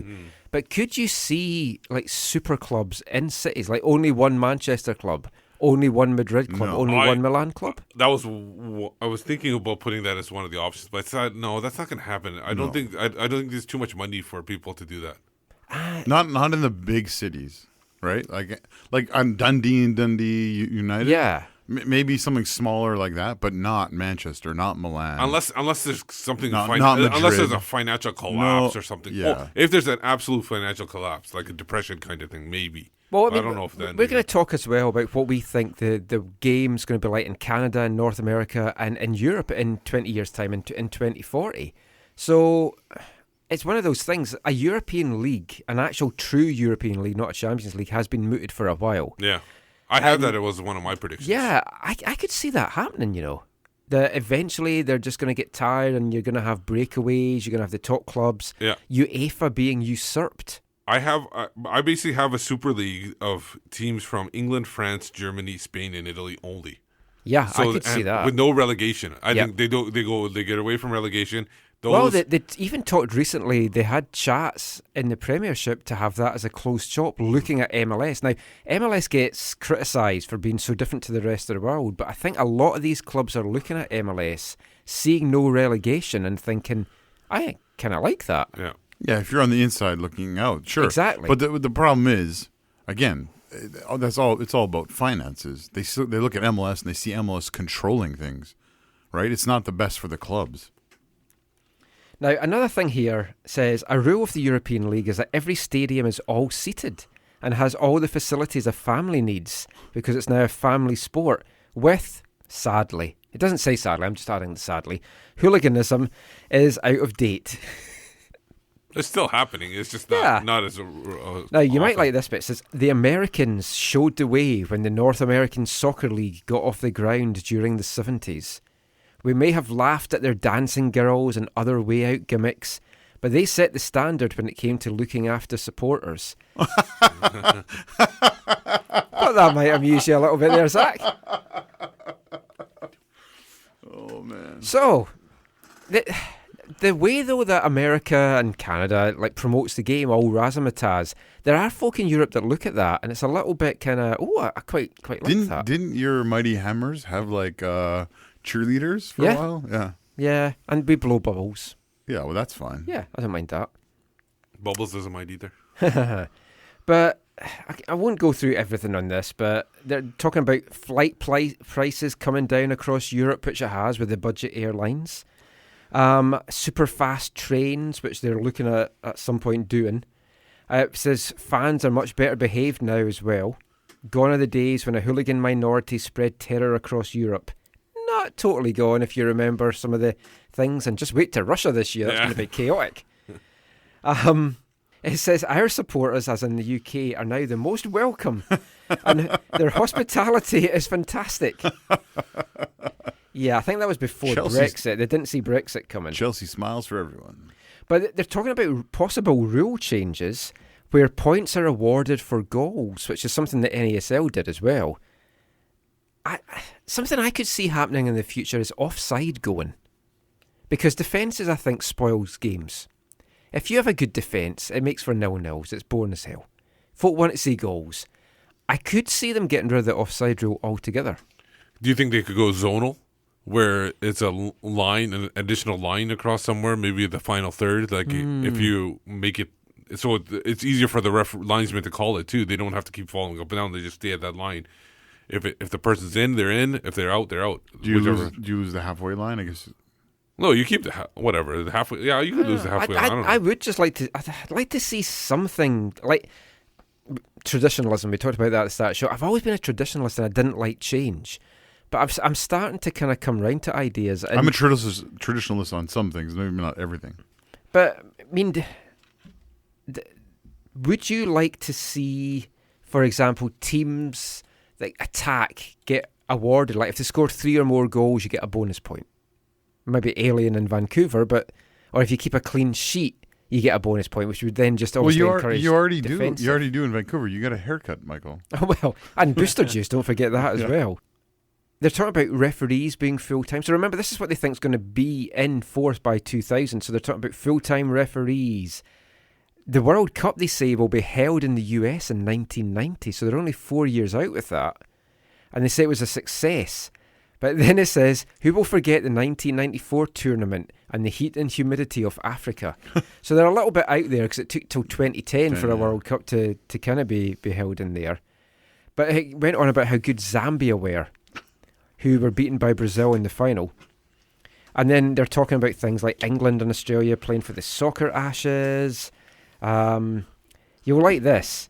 It's the fans who benefit most from Soccer 2000. A typical day at a match is something like this. Arrive at a ground at 2 p.m, meet friends in one of the many supporters' rooms around the stadium.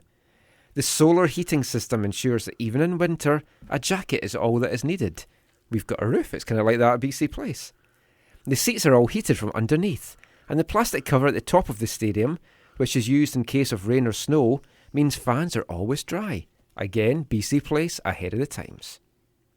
Not only all this, but pitches remain green all year round. Throughout the game, salespeople are on hand for ice cream, sweets and drinks. A huge screen at either end of the field shows an instant playback of every goal, but not controversial incidents. Someone needs to tell BC Place that, I think. Only the best side of soccer is promoted. The game has changed very little in many ways. It's the way it's presented that is different. After the match, fans can talk about the game in the supporters' rooms, and it's good to see home and away fans mixing so freely. Players are happy to go along to the various rooms and talk about the match. It's a soccer talking. The players sit on a stage, and for 20 minutes, they answer any questions about the game. It's a good idea and helps bring fans and players closer together. See, we had that at East Fife. So, I think it's great. Steve's wanting me to hurry up, but I've still got another 8 pages of this to read. No. I'm sad. Well, I think people are done. It's nodding off right now at this point. It's story time with Michael. And they talk about having halftime entertainment. So a lot of these things came true. So I put out on Twitter like what folk maybe think football is going to be like in 20 years' time. So I'll just get through some of these and then we'll look at ours. Aidan Rantoul, he thinks that we'll see a forced substitution in regular time allowed within the next 20 years. Maybe under certain conditions, but you can see that being a realistic change, and it's already allowed in extra time in some competitions. And, I mean, back when I started watching football in the early 70s, you were allowed 1 sub. Yeah. And then before that, it was none. Then it was 2, then 3, so I could realistically see 4. Like NCAA has rolling subs. Yeah, which took me a little bit of getting used to watching SFU games. I don't think I would be a fan of that, but with players buying so many top players and you want to get them all in the pitch. Yeah. So I could see that happening. Johnny Monster sent a few and he says he expects MLS to experiment with new video sources for in-game TV coverage, low-flying drones tracking ball carriers, body-worn cameras on marquee players. I can actually genuinely see both those things happening. New MLS Commissioner Gary Bettman lowers expansion criteria, expanding to 32 teams. We get 2 conferences, each with 2 divisions of 8 clubs. After 4 years with this model, aggregate points used to determine who goes into MLS Division 1 and who, like the Whitecaps, will drop to MLS Division 2. Pro relegation in 2038. Still not going to happen then. And he'd like to see Hope Solo as the MLS Security Operations Chief. I think he got more chance with Han Solo. Greg Petrie at Our Dumb World. In 20 years, he thinks Canadian football fans will be complaining that it's 12 years since the team last qualified for the World Cup. And 20 years might also just be enough time to get an update on what's happening with the Canadian Premier League. Oh, easy. Ronan T. Allen says, is it too late to hire a director of football? Oh, this is in the wrong section. This should have been the first thing. We'll come back to that. Our good it might still legitimate. Might take 20 years for that to happen, actually. So I can see why you want mixed up there. Our good friend Ian Allen, Evil Bert, he says segregated leagues in MLS. Not a first and second division. Oh, okay. Oh, he means like divisions and conferences. Oh, I thought we were going back to like Alabama in the 60s. I think he's talking about USL, kind of the way USL has split. Yes. If you guys keep reading, you'll get it. Yeah, Pacific, Midwest, Eastern, Southern League, leading a Final Four at Disneyland and Disney World and alternating every December.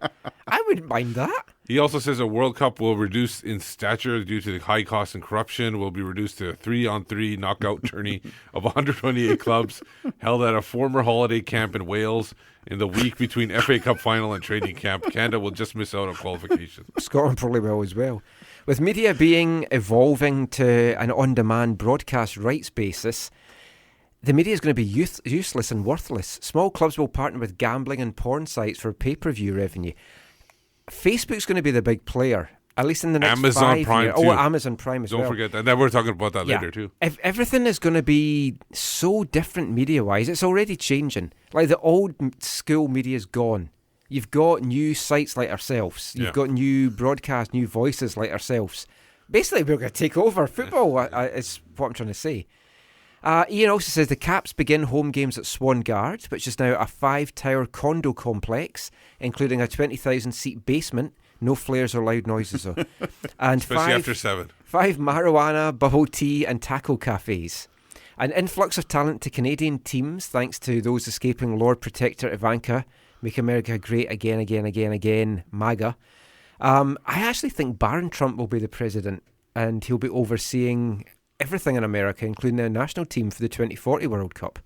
So, how did you see football advancing in the next 20 years or so, taking us up to, say, 2040? So, for the CPL, I see it having 16 to 20 teams, including all 3 MLS teams. Do you see that as a single table? Yes. Like that? A number of... With promotion and relegation? No. Feeder leagues? Oh, won't be able to do that. I see that. I won't be able to do that I because... see a growing pyramid. In 20 years. Not in 20 years, maybe in 50. If we're still here, a number of MLS teams will fold, but will still be at 32. Oh. Will the Whitecaps be in Austin? Possibly. China will be... All the teams will be... all the teams of Austin. Austin and San Antonio. China will become a World Cup contender. Oh. Canada will have qualified for a World Cup on their own. A couple of... Do you want to put a year on that so we can call back to this?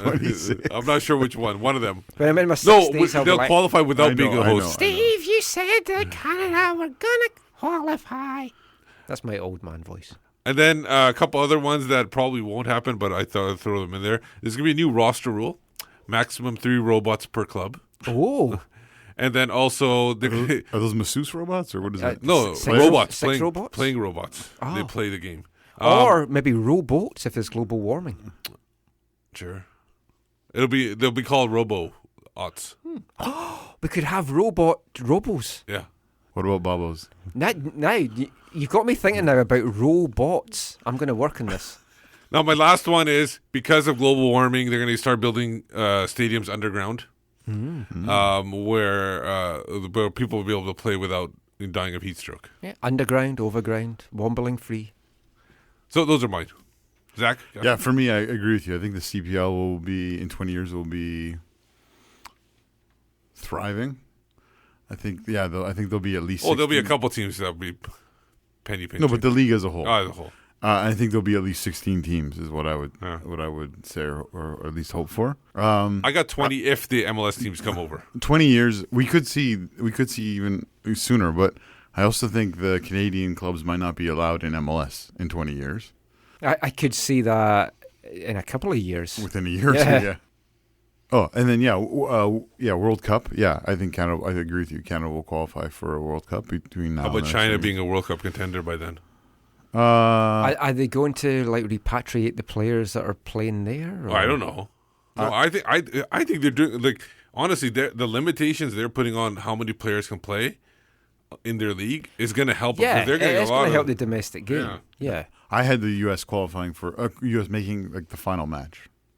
Oh, which I didn't want to say, but I can see MLS, the whole pyramid scheme of it, falling in on itself, and it's just going to, like, MLS will be no more. There will be a new league in the US. The NASL lawsuit will still be going on with the USSF against this new league. But there'll be promotion and relegation. There'll be a full pyramid system throughout the US. But US and Canada, I think, will be very separate. I think it'll be the SLS, the Super League Soccer, instead of Major League Soccer. It'll go Super League Soccer. Or Super Soccer. Yeah. Just bring that back. Well, you've got a sponsor. It sounds like one of their mid-season tournaments with like Liga MX teams versus the SLS. Yeah. Well, in the next 5 to 10 years, I can definitely see like the Liga MX teams and MLS teams having an annual competition. I think will Vancouver become a top 25 club in 20 years? No. I think the World Cup will be devalued because they've made it too big.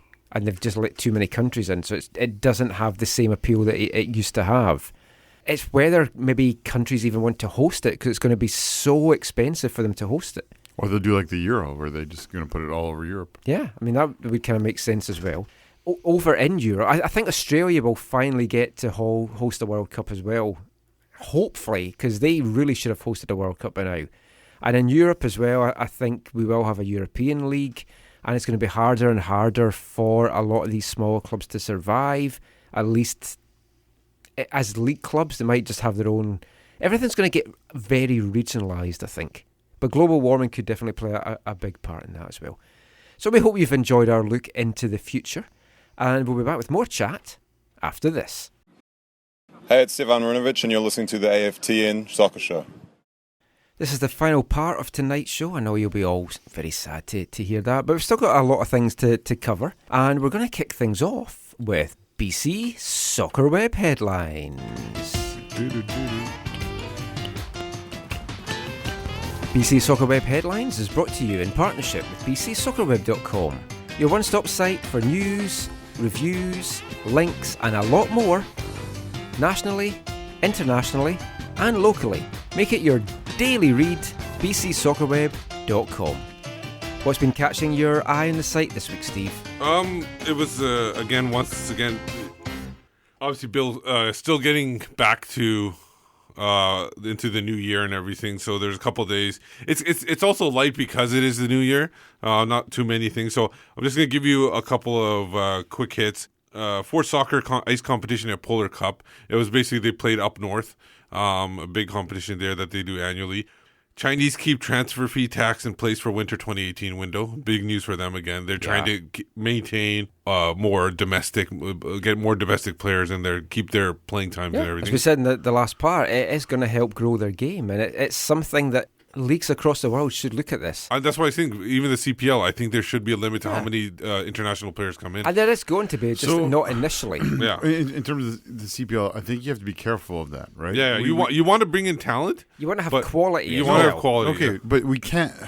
I know people people on the other side of the country had frustration or have frustrations over how clubs currently do things in MLS in terms of the Canadian content on their teams, but when TFC entered MLS, they had to have 8 Canadian players. Yeah. And so the problem with that meant they had to overpay for Canadians because the Canadians players' agents knew that they could get premium dollars. And that hindered their squad building greatly. Well, also not being funny, you saw how they performed as well, because Canada, back when they came in 2007, 2008, 2009, etc., they weren't good players. So my understanding is, especially with Paul Byrne being involved in the CPL, he knows about the difficulties with that. And the CPL is working to make sure that that's not the issue that it was for Toronto's early years in the MLS. So next one we have here is Preston's Kevin O'Connor wins €1 million in Irish lottery with a ticket that he got as a president. Nice little Christmas present for a player. Big story here. It was an exclusive. Amazon holds talks, and we talked about it before that Amazon was looking into possibly they're looking to acquire the Premier League UK TV rights. Now, I don't know if this is TV or it would be streaming. It says TV, but I don't think they'd be able to get enough for that, but definitely streaming. Obviously, DAZN or DAZN or however they pronounce it that Michael you have. The Zone, sorry. They're looking to get rights to these kind of things. I think they have a few leagues right now. They have Serie A. They have La Liga. They've got the English Championship as well. Yeah. The cup competitions as well. I've loved it so far. I signed up for the darts. Mass has it, and he speaks highly of it. Yeah, it's great. Former international great George Weah has become the president of Liberia. Yeah. I could see Bobby Lenarduzzi becoming the premier of... Prime Minister? Yeah. Or Premier BC. Mm-hmm. A funny one, father and son sent off in the same incident. It was basically, it's a team of Forest Green Rovers. They're in the 4th tier. They're actually last place. Yeah, they've had a nightmare first season in the league. The son was sent off first, and then the coach, obviously being a good father, protested a little bit there, and he was soon sent off. So we were almost like immediately. So they think it's the first time ever, but who knows how many times that can happen. MLS stories. We talked about Kamara and Meram earlier. Major League Soccer makes a minor move, but Sacramento has endured worse. It's basically a story about how Sacramento thought they were in the running for that expansion club. It went to Nashville. I think the Sacramento owner is trying to get other ownership involved as well, so increase his thing. We talked about that was a nice opinion piece. Yeah. Fellhaber headed to LFC. We talked about that. Former Chilean manager Claudio Borghi interested in coaching the MLS. It's about more coaches getting interested, especially South American coaches coming up. Yeah, that one's just one of those MLSsoccer.com site articles that makes them sound like people care about them. Actually, talking about the site just now, it's very interesting. I don't remember this being as much in the past. They're focusing a lot on rumours, like unsubstantiated rumours. And I just don't remember them doing that before. Because they know it gets hits, it gets clicks. Yeah. Then we get into the international window. A couple stories here. Ronaldo and Comicio set record straight in a U.S. soccer election for campaign backing. There obviously some controversy about who's backing who, and they're trying to make that more transparent. So there was an article with Sports Illustrated, and they asked the candidates to give them their top 3 financial supporters. And so Ronaldo's top 3 were 2 family members who he didn't want to name, which is fair. And the third was the owner of, what's the name? The NASL president. The guy who owns the Miami FC. Yeah, the not Miami the Cosmos FC guy. No, it wasn't the Cosmos guy. The Cosmos guy just said, thought it was the Cosmos guy. The Cosmos guy said, we've talked, but he hasn't asked me for anything. But I think the Miami FC guy is the one that's really Silva. He's always been pushing to get to eliminate MLS. Then the last one is Infantino ends year banging drum for a 48-team World Cup and FIFA salary transparency. Yeah, the transparency is kind of snuck in at the end of the article. Yeah, the 48-team World Cup, I don't think it's right. Too much. I think it's too much too at this point. How big is my Panini album going to be? It's going to bankrupt me trying to get that filled. You're going to need it for Christmas gifts. I still need to get some. Oh, talking of that, like you gave me the Christmas gift on the Christmas show. No, that was more of an end of year because I wanted the end of year. It was better. a Panini Road to the World Cup album, which I've never had those before, so it was kind of fun to have something different. 10 packs Steve got me. 1 double in the whole 10 packs. Wow. Unlike the Whitecaps ones where you get doubles in the same pack. So, get that sorted, Whitecaps. But I'm disappointed, Steve, that you didn't feature the biggest story of the week, which was from Scotland. And that was? Dean Shields, that used to play for FC Edmonton. Oh, yeah. Is now back in Scotland playing for Dunfermline Athletic. He's only got one eye. Okay. And there's a big kind of rivalry between Falkirk and Dunfermline. So 2 Falkirk players were suspended because they were criticising him during a game for having one eye. So the teams met again for the New Year derby, and the Falkirk fans threw fake eyeballs on the pitch, which is a unique way of protesting. Oh, for sure. So now Falkirk's likely to get fined for that. That's a good way to help your club. Scottish football. And a good club will take the fine. Yeah. Flash 5. Rank it, baby. 5 to 1.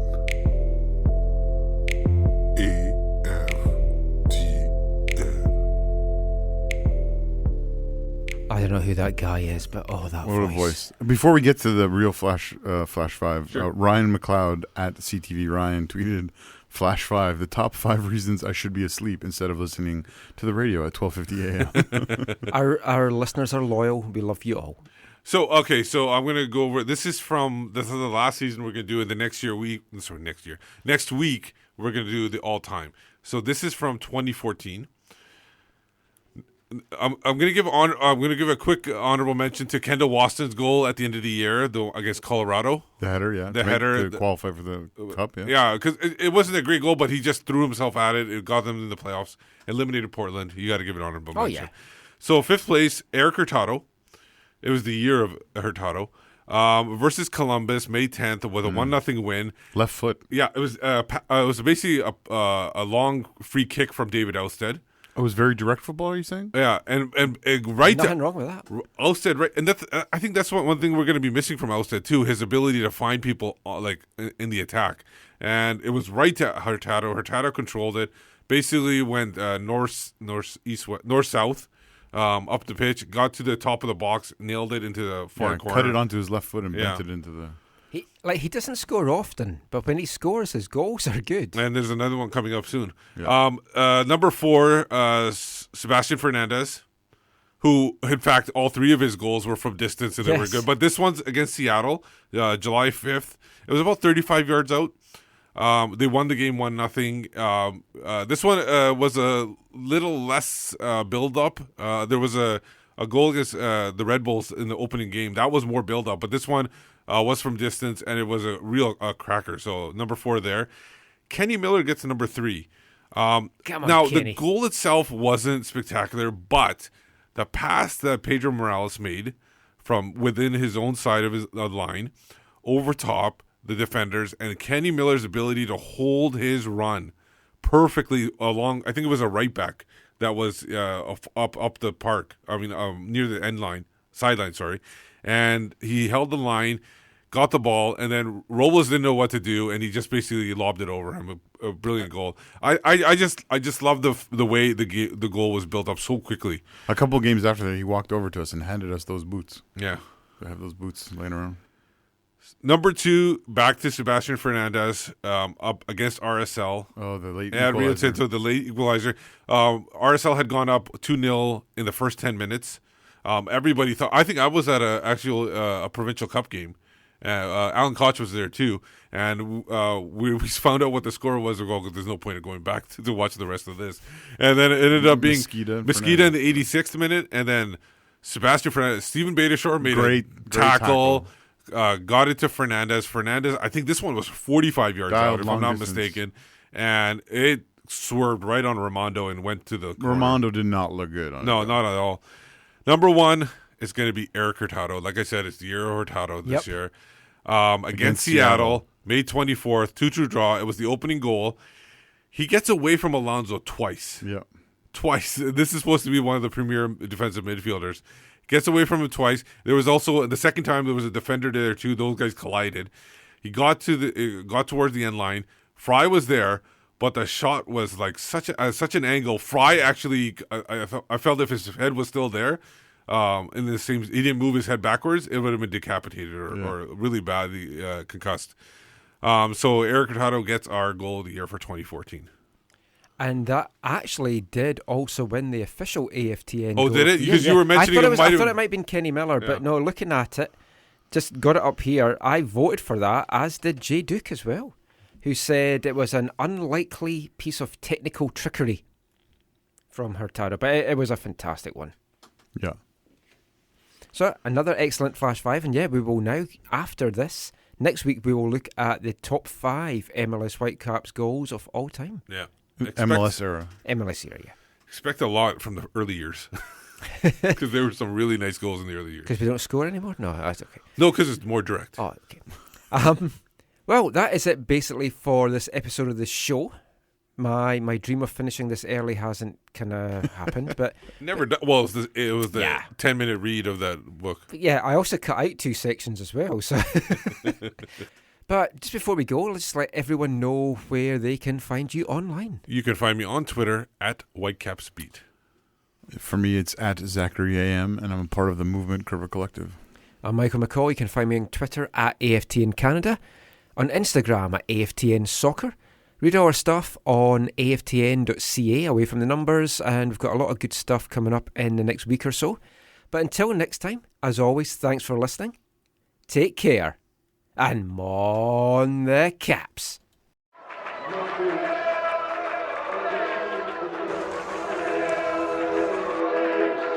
Going to your first match is an experience you never forget. The atmosphere of what's going on around the pitch looks beautiful, and you always look and go, wow, I'd love to play here one day. If you get the bug, it's going to stay with you for life.